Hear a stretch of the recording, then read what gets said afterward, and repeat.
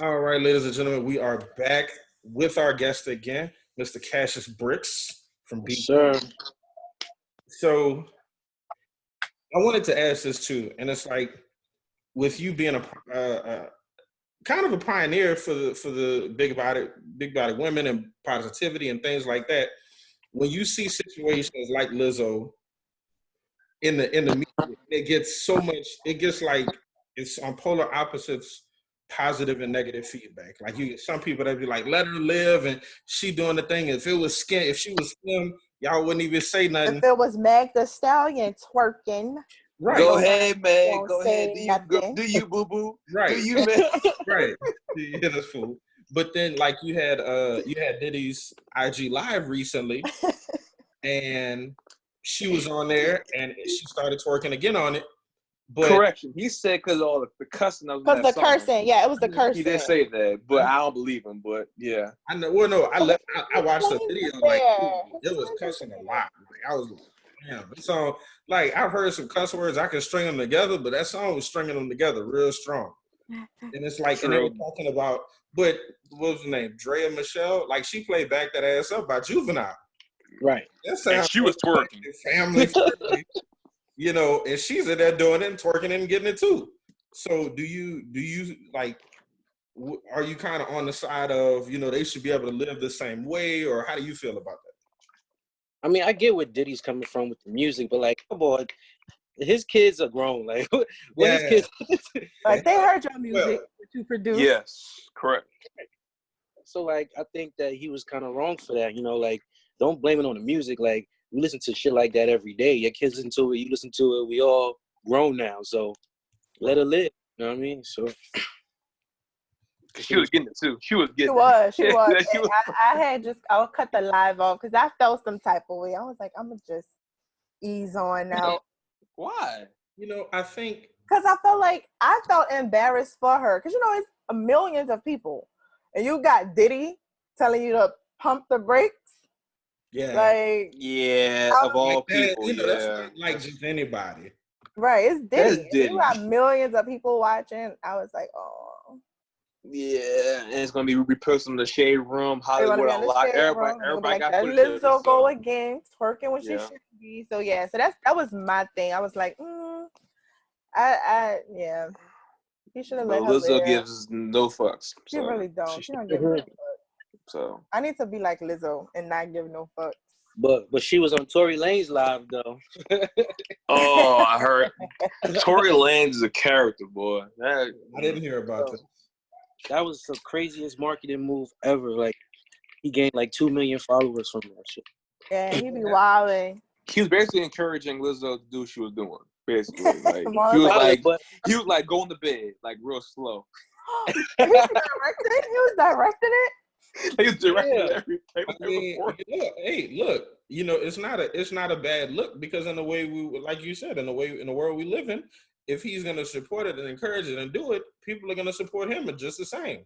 Yeah, and that does like open up doors for like people who support her. Like I feel like in the plus size community, we support whoever support us.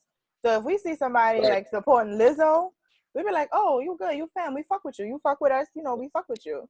So yeah, I definitely could see, you know, how he would gain all those followers with Lizzo. Yeah, he been wilding on his IG. But like compared to Lil Boosie, he started it. Boosie, boy. I feel like the grandfather, the godfather of social media wilding is nobody other than Plies. Oh yeah. He's been a little quiet though for a little while. Yeah, he's been quiet. Like, but Boosie been. But that's what I'm saying. He's like the godfather of it. He's like, you know, you pay your respects because if he wouldn't have been doing it for a minute, like Plies been doing this for a while. Yeah. Like Plies been in there looking like Kirk Franklin, ghetto cousin. Ghetto twin. And look, and do not sleep on Michael Blackson. He funny on that thing too. He be wilding. Like Plies, like you don't know whether to feel reprimanded or laugh at it. Right, like I'll be like, cause some of the stuff he's saying, like is he chastising me? After Thanksgiving will always be my favorite. Wait, which one? The one where he talked about eating the leftovers after Thanksgiving. Oh yeah. If you haven't, Lord Jesus, that will always be my favorite one. He went in on everybody. Wait, what he said? I don't remember that one. He was talking about how long you can eat some damn leftovers. That was fun. I can't do it to the same effect, so I'm not even gonna try to imitate it. Yeah, I'll go watch it. I'll go watch it. Yeah. He just, he's the godfather of it. I feel like, and Boosie kind of took off with it now because he got a lot of free time. Right. You're about quarantine, yeah. What you gonna do? A lot of free time. Somebody got to take Boosie phone. Somebody got to get. Nah, me keep that Uncle phone. It's Boosie funny. Phone. It's funny though. So yeah, keep boosting. Keep your phone, brother. Keep on going. Everybody else done follow. When a lady called Boosie, Black and Mild. A Black and Mild. I was dead. I was like, she got on. He looked like a Black and Mild. Oh my God. And somebody in the background was like, "What she said?" And he gonna play it off like he didn't know what they said. I was like, "You heard this girl call you a Black and Mild?" He probably said it, and his people in the background laughing at him. I was like, "You gotta laugh at it, bro. Like you can't be offended. You was mad. Shit about everybody. You gonna get got eventually." He was pissed. He was like, oh my God. You said he looked like a casino with the black tip. Then I'd have really been laughing. He was pissed. He was. How old is Boosie anyway? Man, Boosie gotta be like 50, huh? Nah. Probably like almost 50. Yeah, Boosie almost 50. Nah, because Boosie was like early 30s when I was in college. And that was 2004, 2005. So that was like, fuck. 50. So he basically almost he's getting close to 50. Yeah. I'm about to say that way that Matt sounds like it's. Oh my God. He's acting like that. He's almost 50 years old. Come on, bro. You can't be doing that. Jay-Z, what, 50? 48? Jay-Z. Wait. He's not on IG. He's not on IG though. The boot. Talking about this. That's what we're not going to do. What? Jay-Z old, but he got it together. He fit his age. He not out here with the crusty side mouth and the yellow. No, I'm about to say, do not come for my favorite rapper. Don't do it. Look, I'm he did a haircut though before this quarantine shit though. Let him be black and grow his hair out. No, bro, cut that. You look like a bum. Cut your hair. You look like a bum. All that money you got, you a bum. He look like Basquiat. Yes, he does. What I said for he does. The collector of art, let him be, let him live. Between him and J. Cole, I don't know. They crazy. Yeah. I mean, The Weeknd had him for a minute. Oh, hell yeah. Oh, that was just too cut it off. Yeah, that was just too much. And I don't like I like men with hair, but like I don't like dreads. So it has to be a certain look. I don't care for dreads. Them damn Florida dreads. Yeah, them big old shits that be like all over. And I'm like, how your shit get like that? They just sleep. Like, I know that shit stink. We're gonna see Jay-Z and dreads after all is said and done. After this quarantine shit over. He probably did have to lock it up. Like an old bum. Y'all know, Beyonce ain't gonna let that shit happen. Yeah, be like, you gotta cut that shit off. Beyonce stuff like that. You gotta cut that shit off. Man, Jay-Z run that house. I don't care what y'all say. Blue run that house. You could never. Okay. I'll say this. Yeah. I'll be they got nobody in this world believes Jay-Z run that. You don't think so? Bruh, no. I think Hov. I don't even think it's a matter of who runs the house. I think Beyonce married Jay-Z for his money. Don't tell me nothing else. So tell me Jay-Z running that household. He run that household. He didn't marry him for his money. He ugly. Do not tell me he married that man for his looks. I don't want to hear. He probably you don't marry somebody for not just their looks, but he probably treat her nice. Personality. Right. He bought her everything. Yeah, all right. No, he was already coming up with Destiny's Child. She didn't need Hov money. Yeah, she really didn't. We know she got bread. She got five. She wanted more money. 2 billionaires. Okay. She wanted more money. They got in it early though. They did it. He did get early. They did it right. Look, they got in, got married, and had some kids. And it was all like pre the social media scandal of it. Right. All these I don't know how she ever had. I don't know how she did it. What you say, Marlon? I don't know how she did that. Get a man some kids. Boy, ugly. He ugly. No, he's not. Oh, he got in there early, and then that was it. He just have large facial features. You know what they say about men with large facial features? I encourage you to read what with Beyonce's ex-boyfriend. Shut up, Marlon. If you've never read it, they got the interview. They have an interview with Beyonce's ex-boyfriend. You could Google it. And what do you say when it's clout chasing? Before she dated Jay-Z, before the Destiny's Child blew up. Bro, stop. Yeah, you shot. You messed it up. Don't worry. Leave it alone. Don't worry about it. A whole topic on this, Marlon. It's gonna be a separate podcast. You know, we gonna get back on the topic since Marlon just gonna hate on this man. So there was a clip that circulated social media. It went viral.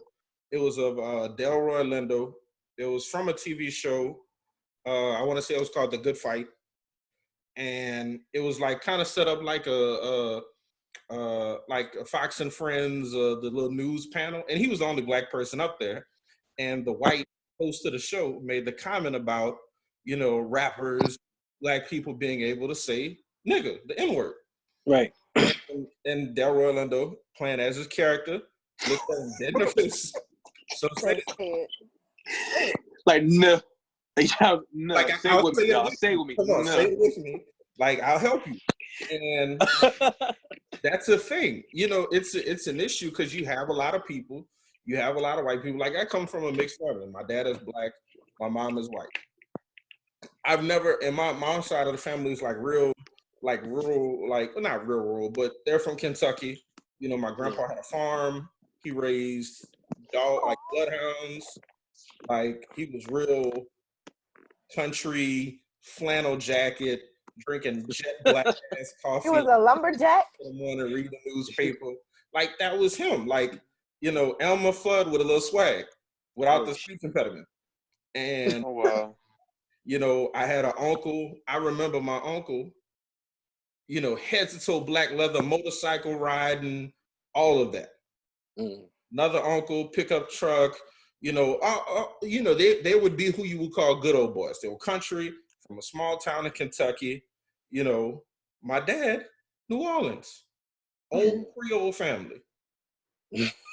You know, we got 50 shades of every black person on the face of the planet in the family. It don't matter what you look like, we all in there.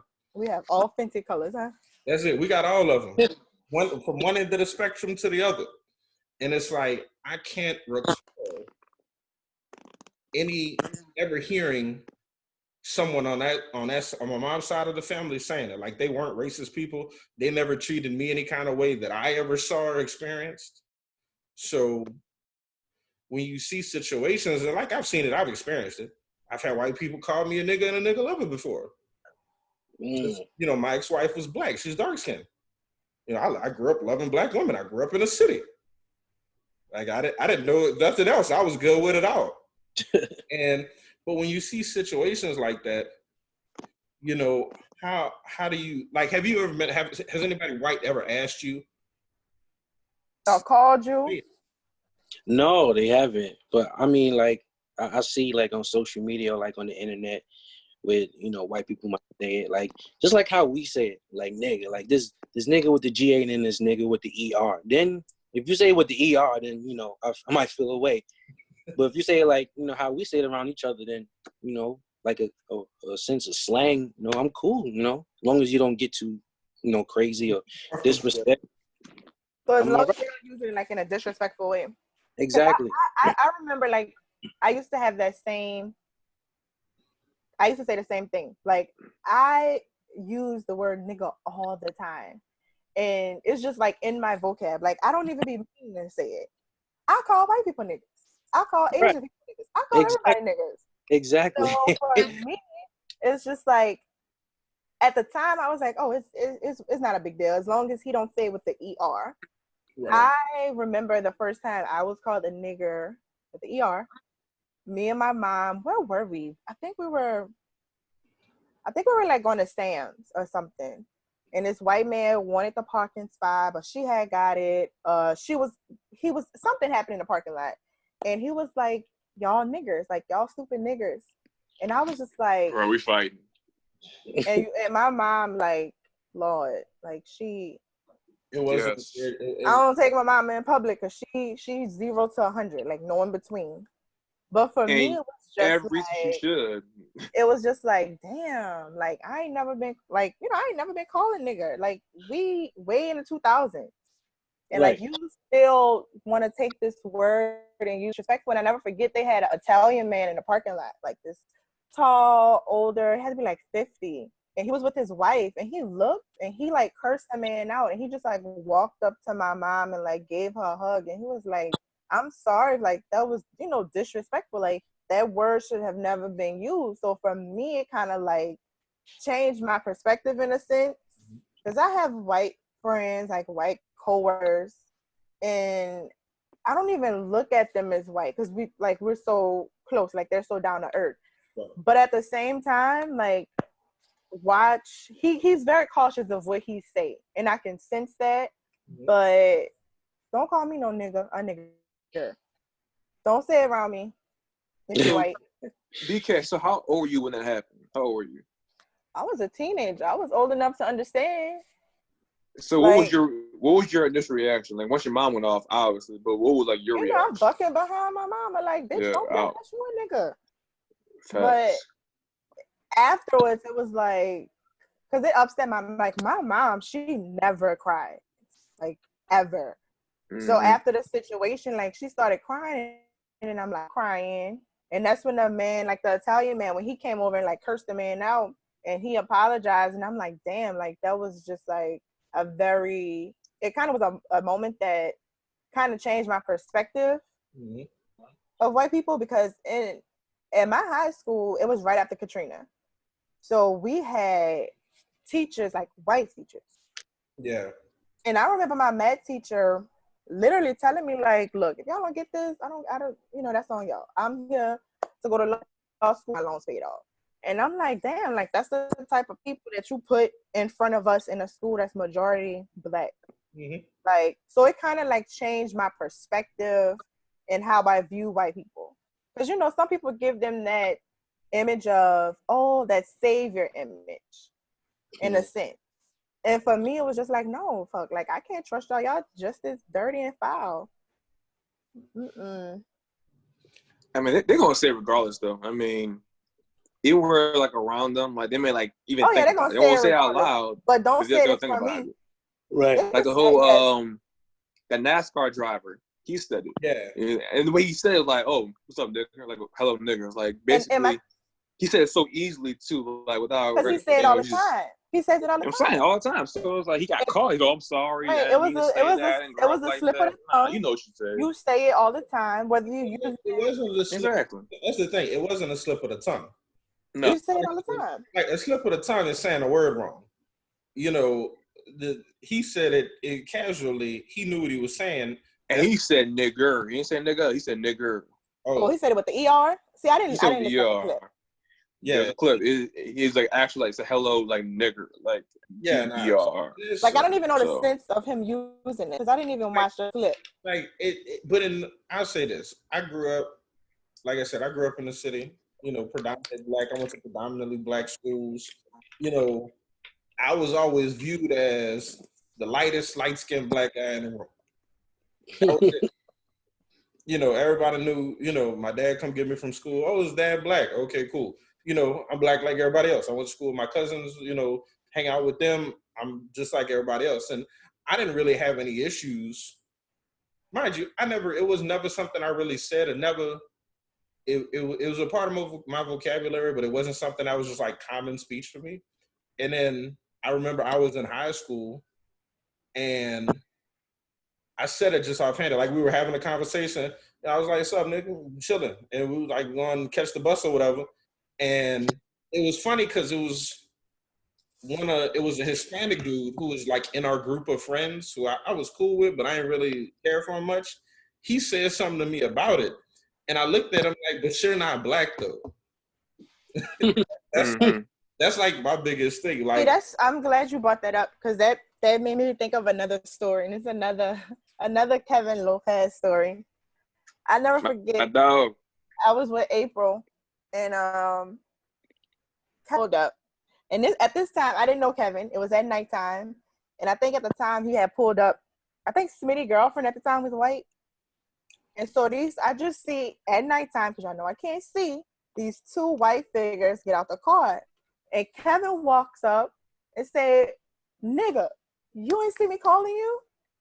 And I look at April and I'm like, bitch, did you just do a nigga? Like, nobody not gonna say nothing? And April's like, Brooklyn, like, he's Spanish. And I was like, oh, why don't they say that? I'm crying. Oh. My bad. Like everything, I was like, oh my bad, like you cool, Sam. But like I'm saying that to say like how Martin said, like he told a Spanish person like, oh, you're not, you know. And for me, I'm like the opposite. Like I consider, you know, look, blacks, Hispanics, like we all in the same boat. You a nigga just as much as I'm a nigga. Definitely. You know, for me, it's always hard to be in the same boat because my experience when it comes to being mixed, multiracial, it's a different experience because you normally experience shit from multiple sides. White people, right? Because you're not exactly white. Like when I walk into like the few rooms I've been in when it's all white people, the minute I open my mouth, people look. And it's like, right. You don't sound like you look. Like I had a lady at work one time, she looked in and she thought I was Hispanic or whatever. And then I started talking. She was like, baby, where you from? I was like, I grew up in the night. And she was like, oh, it all makes sense now. My bad. You know, and that's experience, you know. And then you go into a room where it's predominantly black and I start talking to everybody like, oh, he just light skinned. Mm-hmm. You know, so it's one of those situations where like I feel like it's always a case by case basis. Like I don't, for me, just generalizing everybody together. Oh, you know, yeah, because don't get me wrong, people of color in general, we all get some shit one way or another. I can't necessarily lump it all in because you see situations where in like China, they're, you know, being discriminatory towards African black people. Yeah, and you know, since you brought it up, they people of color too, but I don't know. I don't know if it's because like I have family that could be considered like Afro-Latina and Afro-Latino, but you know, for me it's like we in the same, like I feel like we're closer in the same boat than Right. me and a person from China. No. Like, I do agree, but and then I feel like on a case basis. with Brikkz being from New York, like, you know, what I love about New York is its diversity. And they have like a large Hispanic or Latino population out there. So I know for sure for them, you know, they all considered black. Yeah, intermingle. Yeah, we all niggas. The communities intermingle. Like, you know, it is what it is. Because, you know, people pass nowadays. And that's what it is. Like, you don't even, you know, if you're a person of color, it's almost like you're a person of color. We all people of color. And that unity is important.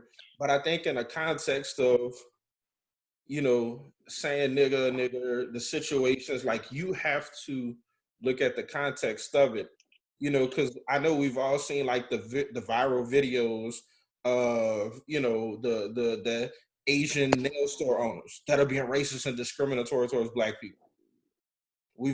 I've seen numerous viral videos of that. You know, whether it's white, whether it's Asians, you know, you see that, and like I feel like in situations like that where it's that word and that the context of those situations, like you have to take it on a case by case basis. Because just because we people of color, you don't get a discrimination pass. Like you don't get to you don't get a free. No, but it's like, but it's also like this. So perfect example. I teach second grade, and in my classroom it's pretty diverse. I have Hispanic students from Honduras. I have family from Honduras, and I have a student who's biracial. Mm-hmm. And I love talking about race. I love talking about history. So for Black History Month, I went all out because I couldn't understand how a lot of my students didn't know Black history. like the basics. Mm-hmm. Like if you don't know nothing else, you got to know Malcolm X, Dr. Martin Luther King. Right. And I'm showing them like the Jim Crow videos, and they mention, the N-word. Right. And my biracial student, after the video, we always had discussion. Like we would have literally hours of discussion with a second grade race. And my biracial student was like, "That's so sad. I'm glad I'm not black." Damn. And I'm like, Wow. his mom is white, his dad is black. And I'm like, okay, well, what make you think you're not black? How can you even answer that question? Like, and for me, it just like, it had just pissed me off because I'm like, no, you're black. You're light skinned, but you're black. Oh, trust me.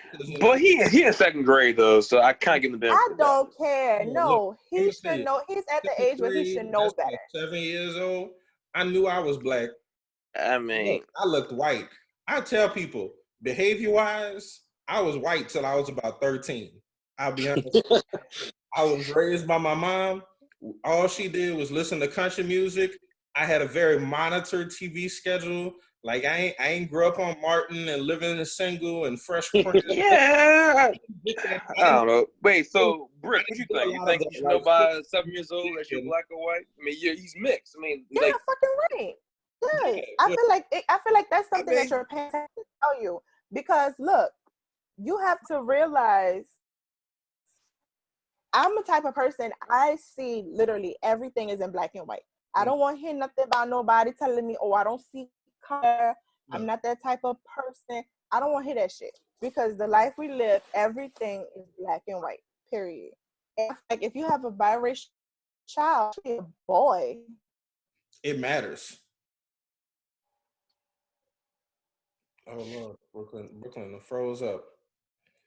Oh, I'm froze. Oh well, we can hear you now. There we go. Oh, yeah. Yeah. But no, it does matter. When it comes to race, when it comes to kids, when it comes to those things, I think she froze again. I stuck that old Cox internet. You were from though. But I feel like having a son, you have to prepare a black son. There's certain things that you have to prepare for in the world. Mm-hmm. So that's just a tough conversation that you have to have. Yes, mommy is white, but your father is black. If they had to give you a blood test or whatever, you're not about to come up and say Caucasian. No. So yeah, well, yeah, and that you have you have to teach them certain things, like you're a black man, and people can see that you're black. He's light skinned, but you can tell he's mixed.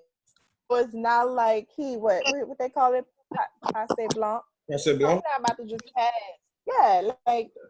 Well, a lot of it too. Well, if he says he's not black, what does he say he is? White. He says he's white. This little nigga thought he was white. He said this little nigga. Look, I can tell you this, and this is an all honesty. Oh my God! That's the worst thing that can be done for him, because what's gonna happen is he's gonna get around some white people. And he's gonna They're not gonna treat him. He gonna get it. He's gonna get it. And speaking of that, Marlon, you went to Brother Martin. Facts. And I'm gonna assume is that like a majority white school? Yeah, it's all white people. Like, so how literally, was that for you?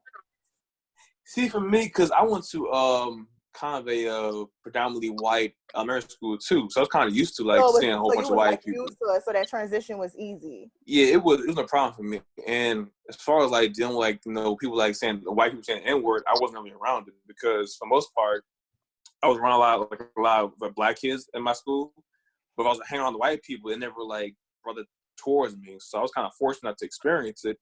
So yeah, I was just probably one of the fortunate people not to deal with it, with white people saying the word nigger. So, were they? Cause I remember, I don't know. I think it was Brother Martin, or if it was Rummel, because my brother go to St. Aug, and I think this is one of the football games, a couple years ago. They had controversy with the white players calling the football players niggers. I think you. Oh no, it's not it. I think it was something that happened at Brother Martin where I think the for a pep rally they did like blackface, something like that. There's been I know my senior year, I went to Burris, which was it was a really small school, predominantly white, and we had, like, just being on a football team my senior year, like, the black people didn't, like, we were cool with the white people, but to a degree, because you'll get called a nigga real quick and then you'll be fighting. Yeah. What school was it like for you, Brikkz? Like, what, being from New York and all this diversity, how was? Mostly black schools, or it wasn't really too many white people in my schools, Brooklyn. But now it might be, gentrification. Yeah, I was gonna get to that too, because I remember my first time in Brooklyn.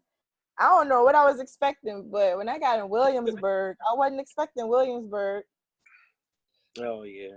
It's like hippie. It's like Williamsburg, y'all, is like the Bywater. Oh God. Oh Lord. And it's funny because when I was working at West Elm, I had a lot of customers who moved from New York down here, and one of my clients was like, "Yeah, we call it Little Brooklyn." And I'm like, I don't think the Bywater like the BK I'm thinking about. Like it's gentrified. It's like down here gentrified. That's all. That's what's up. But I did want to ask our special guest. So, if you're in a club and a song comes on and they say that the word nigger and you buy a white person and they say it, like that would like bother you like a little bit, or like, you're not talking to me, so I'm cool. Like, how that affect you? I mean, I've seen that a lot too, because I've been like a lot of clubs and parties, but it doesn't really bother me. Everybody's having a good time, so who wants to like be a party pooper? What do you think? Me, I would be a party pooper, but like DJ, hold a record. Yeah, like that's just white person. Like, run that back. What you say? Right. Because we're all drunk. You know what I'm saying? I don't want to be that one. Like, yo, come here, fam. Nah. Yeah. But do you think? I was curious. That's that happens nowadays. Do y'all think it's a regional thing? Like how we're from the South. I feel like we may experience racism and stuff like that a little more different than. I think that's what it is too, a regional thing. So yeah, the North, being Yankee territory, as it was, it was much more open to people of color. Versus, we know what the South history is with it, especially with African Americans. So it's one of those situations where it's like, yeah, I agree. I think, being in the South and you hear somebody white saying it, you got to be like, whoa, man. Yeah. That's not where we need to go. Right, it's not what we need to do. My one of the few times I've been in New York, I was there for a conference for school, and it was we were in Times Square, stayed in a hotel down there, the whole thing. And it's like, you get to experience like everybody just mingling in that area. And you see so many different cultures and so many different people crossing. And like, I ditched as many sessions as I could just to explore the city. And it was just like, you see all different types. You see where things blend. And I think the attitude is different. It's very different. And it's going to be different on a lot of things just because of what the South experienced when it came to racism. Yeah. I still will say like the northern states have a different type of discrimination. It's not completely absent, but it's not as visible as we experience it down here in the South. Right, I agree. Because I have a former student who live in Boston, and they say Boston could be a little on the prejudice side. I've never been to Boston, but I've heard that like multiple times. Mm-hmm. That it could be like that. Damn, Boston. But they got spots everywhere. No matter where you can go, that can be rough if you're black. Yep. Yeah. Color period. Yeah, I mean, I experienced that here. Like, I'm pretty sure we all have though. Yeah. Like, that's what kind of like sparked my interest more when I went to New York, because it's like I can walk in a fancy restaurant here, and it's like I have to go and say, "Hey, you see me?" Yeah. Whereas Wow. when I was out there, oh, hi, how are you? Like, I was treated like, You were greeted differently. right, Mm-hmm. I was treated like this white man next to me and this Right. You were treated like Asian lady. Like, we all were treated the same. It wasn't like, oh, this nigga here, she ain't gonna need no tip. right. It wasn't like that. So I feel like, the region is different. It definitely is. So man, when we gonna get like a New Orleans show or something? Do we have anything in the South in the works, man?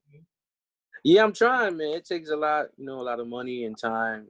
This year, like, it's been like a setback so far. It's so crazy. This whole coronavirus. So it sucks, but we're gonna get through it. Absolutely. Major comeback. Yeah. Well, man, look, we're gonna be wrapping up at this point, man. Look, I want to say definitely we appreciate having you on. We appreciate you giving us your opinion and talking about yourself and willing to be a part of, our experience and our podcast and everything like that. So, I definitely appreciate it. I think we all do. We definitely all do. I said our very first guest, from out of state, as New York, who's a musician. This is our first one, man. We appreciate it, man. Thank you so much, bro. Hey man, not a problem, man. And look, we definitely gonna have to have you back on. Man, we got to get some music or something for the podcast too, bro. If you got something that we could put on, man, let it. I like that button. Copyrights anything. I do not own right to this music. Right. But I definitely would love to put it on the podcast, man, and just share with everybody that listens to our episodes. Thank you so much, man. Thank you for putting me on your platform, guys. Hey, not a problem, man. We absolutely love it, man. We appreciate it, man. We love the message, the positivity, being just a true representation of who you are, not trying to be anybody else, not trying to be a gimmick, being authentic who you are as a person. That's one of the most important things. And, when authenticity speaks, people can see it. Most definitely. That's what we're about. Well, ladies and gentlemen, that is another episode. Once again, let's give it up for our guest, Mr. Kassius Brikkz. Yes. Appreciate y'all. Clap. We can put out all the social media links, man. I'm sure there's a Spotify and Apple Music and all that stuff out there too. Yeah, we'll tag it all in. I'm on all platforms, man. That's it, man. That's it. We're gonna put it all out there, man. Well, look, once again, we appreciate having you. BK Marlon, y'all got anything? Follow us on Facebook, Instagram, all that good stuff. Leave a review, and yeah, man, back at it again. All right, man. Everybody stay safe, social distance. Yes. Be smart, save lives. That social distance and save lives right now. Oh yeah, thank you to our healthcare workers, our nurses, doctors, first responders, appreciate you guys always. Workers, everybody that's out there making it possible for the people that are staying home to get everything they need to get. We appreciate y'all, love y'all, we support y'all. Absolutely. All right, peace.